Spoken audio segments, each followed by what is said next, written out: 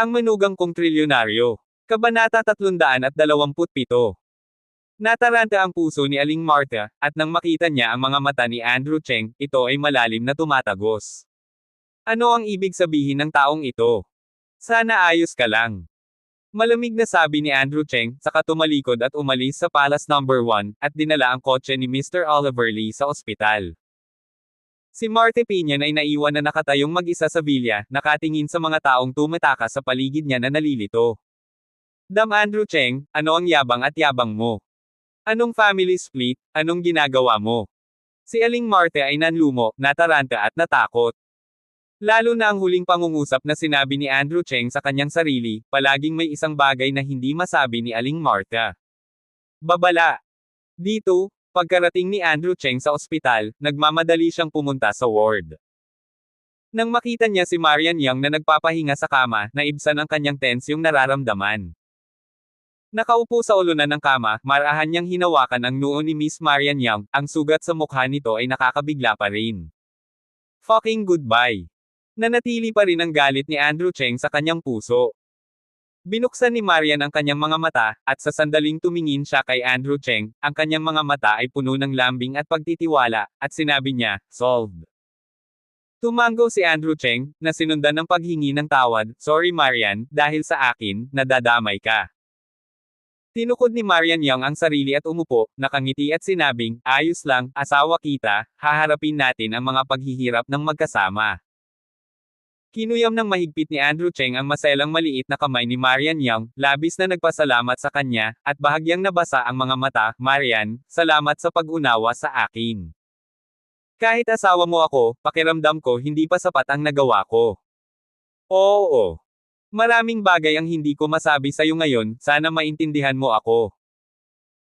Iniunat ni Marian Young ang kanyang kamay at hinawakan ang ulo ni Andrew Cheng, na may banayad na ngiti sa gilid ng kanyang bibig, at sinabing, Andrew, naniniwala ako sa iyo, asawa mo ako, anak mo si Milzen, susuportahan ka namin. Walang pasubali at nakatayo sa likod mo. Mahal ni Marian ang lalaking ito, at palagi siyang minamahal. Kahit na nagkaroon ng pagtatalo, at mayroon mga plano para sa diborsyo. Ngunit hindi niya nais na makamit ito, at mas gugustuhin niya magkaroon ng salungatan sa kanyang pamilya at patuloy na hilahin ito palabas. Dahil, naniniwala siya, magbabago si Andrew Cheng balang araw. Ngayon, si Andrew Cheng ay nagbago ng malaki, siya ay naging lubos na maaasahan, at natanto niya ang damdamin ng isang maliit na babae. Kaya naman, pinaniwalaan ito ni Marian Young. Biglang nagtaas ng ulo si Andrew Cheng at nagtanong. Marian, kung isang araw mawala ang lahat ng mga ito, hihiwalayan mo ba ako? Sumagot si Marian Young nang walang pag-aalinlangan, hindi. Nagkatinginan ng dalawa na may banayad na pagmamahal sa kanilang mga mata. Maya-maya, bumangon si Andrew Cheng para tingnan ang nakalimutang butil ng palay na si Milzen. Nang makita ang sugat sa mukha ng kanyang anak, hindi maalis ang galit sa puso ni Andrew Cheng. Tinanong ko ang doktor, si Marian Young ay maayos, at ang bata sa kanyang tiyan ay maayos, ngunit siya ay mananatili muna sa ospital para sa obserbasyon sa loob ng ilang araw. Pagkatapos noon, pinuntahan ni Andrew Cheng si Miguel Bay, ang mabuting tao, na ngayon nakatulog ng mahimbing. Walang magawang ngumiti si Mr. Oliver Lee at sinabing, Master Cheng, huwag mong sisihin si Miguel Bay, masyadong malakas ang lakas ng kalaban, hindi niya kayang lumaban. Umiling si Andrew Cheng at sinabing, okay lang, alagaan mo siyang mabuti. Makalipas ang halos isang oras, si Tio Aurelio Cheng, na nagmamadaling dumating, ay nagkaroon ng malamig na ekspresyon sa kanyang mukha. Nang maisip niyang nakalimutan niya sina Marian at Milzen, nagalit siya at pinagalitan ang sarili, damn, the family, it's not honest, babalik ako ngayon, wala na ang pamilya. Galit na galit si Tio Aurelio Cheng dahil sa nangyari kila Marian at Mil. Nitong mga nakaraang araw, nagnenegosyo siya sa ibang lugar. Sa sandaling bumalik siya sa Shangjang, narinig niya ang balita mula sa kanyang mga nasasakupan, at siya ay galit na galit. Nagmamadaling hinawakan ni Andrew Cheng si Tio Aurelio, na aalis na sana, at hinikayat siya, okay second uncle, nalutas na ang usapin. Nalutas na. Walang solusyon. Masyado silang independyente para paghiwalayin ang kanilang mga pamilya, at naglakas loob silang hawakan ang aking pamangkin at apo, naghahanap ng kamatayan.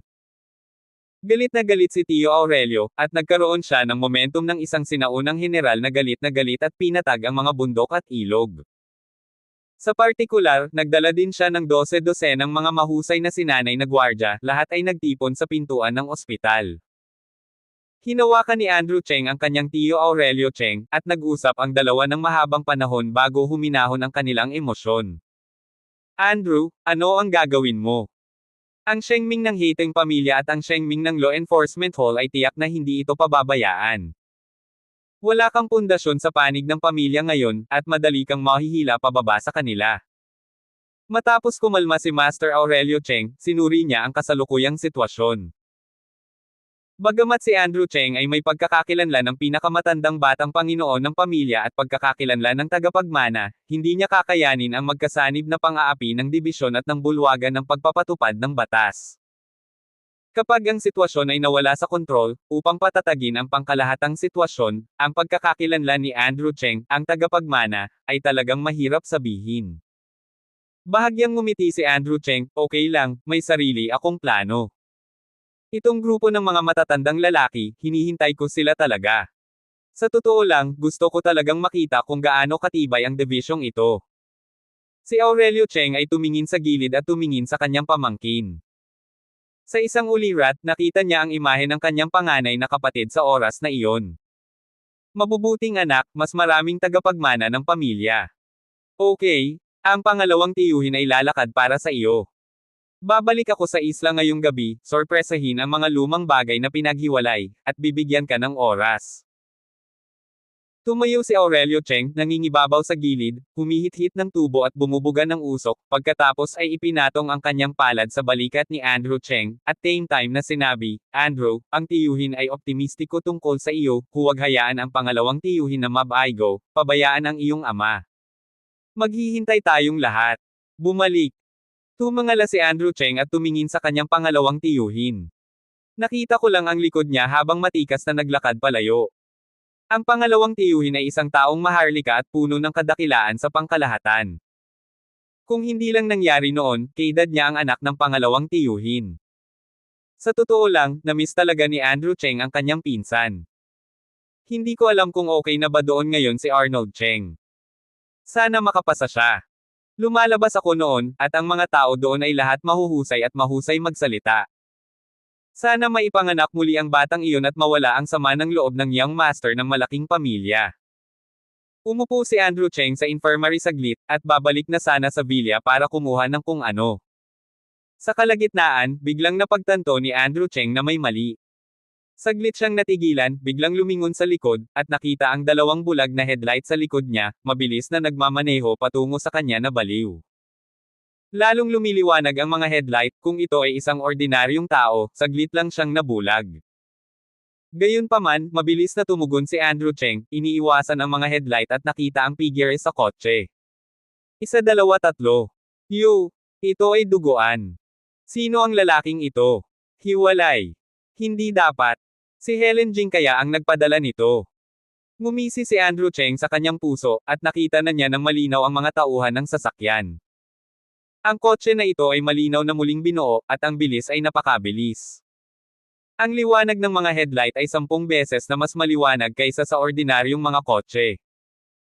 Itinaas ni Andrew Cheng ang isang napaka-friendly na bilis ng kotse na humahangos patungo sa kanya, pagkatapos ay itinaas ang kanyang kilay, ngumiti, at tumalon. Ibig sabihin, nang babangga na ang sasakyan si Andrew Cheng, nakita pa ng 3 tao sa kotse na nag-dirty finger sign pa si Andrew Cheng sa kanila. Ipinikit ng driver ang gilid ng kanyang mga mata, at agad na tinapakan ang accelerator at tinamaan siya. Patayin siya hanggang mamatay. Ngunit sa sumunod na segundo, natuklasan nilang nawala si Andrew Cheng sa harap ng kotse. Ihinto ang sasakyan. Naging napaka-tense ang kapaligiran. Pagsabog. Biglang nagkaroon ng malakas na ingay sa bubong, at ang buong bubong ay tila nabagsakan ng isang malakas na puwersa.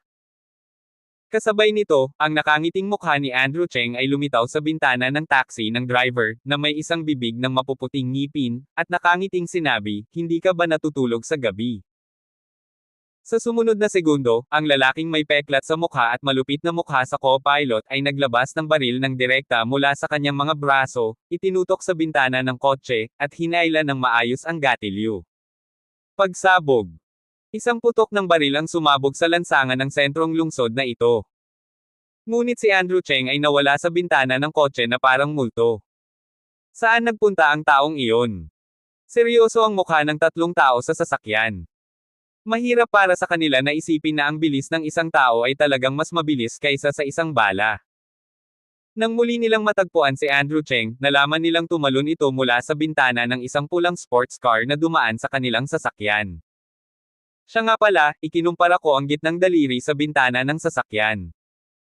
Paumanhin, ngunit si Andrew Cheng ay sumailalim sa espesyal na pagsasanay, at siya ay nasa antas ng God of Car at masasabing genius siya. Habulin. Desidido ang tatlong tao sa itim na kotse at walang alinlangan tinapakan nila ang accelerator upang humabol. Sa oras na ito, sa isang pulang Porsche sports car sa harap, isang maganda at sunod sa moda, lubhang kaakit-akit na babae ang nakatingin kay Andrew Cheng na nakaupo sa co-pilot na may hindi kapani-paniwalang mukha. Ibinuka niya ang kanyang bibig at tumawa ng ilang beses. Ay, nako. Masyadong matyaga si Opa. Nakakagulat ka. Opa, means? Older brother, when addressed by a woman to any male or close guy friend who is older than her. Nilingon ni Andrew Cheng ang kanyang mukha upang makita, isang batang babae na nasa maagang 20s, tinitingnan ang kanyang sarili ng may maningning na mga mata, at nagsasalita sa isang wikang hindi niya maintindihan. Oh, Korean girl. Ang maliit na batang babae na ito, bukod dito, ay napakaganda at gumagalaw, at ang buhok sa kanyang noo ay kulot, na parang isang Korean goddess. Napaka-fashionable din niya, na may malalaking metal na hikaw, fitted black vest at isang pares ng ultra-short hot pants. Kung tungkol sa kanyang figure, mainit din ito at perpekto ang kanyang mga kurba. Si Andrew Cheng ay napakasaya din. Random lang siyang nakahanap ng kotse, pero hindi niya akalain na makikilala niya ang napakagandang kagandahan. Nako, ang maliit na batang babae na sumigaw ng opa, ay nakita si Andrew Cheng na tumalon mula sa bintana, hindi lamang siya ay hindi natatakot, ngunit labis na nasasabik, na parang nakakita siya ng kakaiba. Matagal itong pinakinggan ni Andrew Cheng, ngunit hindi niya naintindihan ang isang pangungusap, dahil ang kabilang partido ay patuloy na nagsasalita tungkol sa stake language. Well, miss, marunong ka bang magsalita ng Chinese? Hindi maiwasang magtanong ni Andrew Cheng.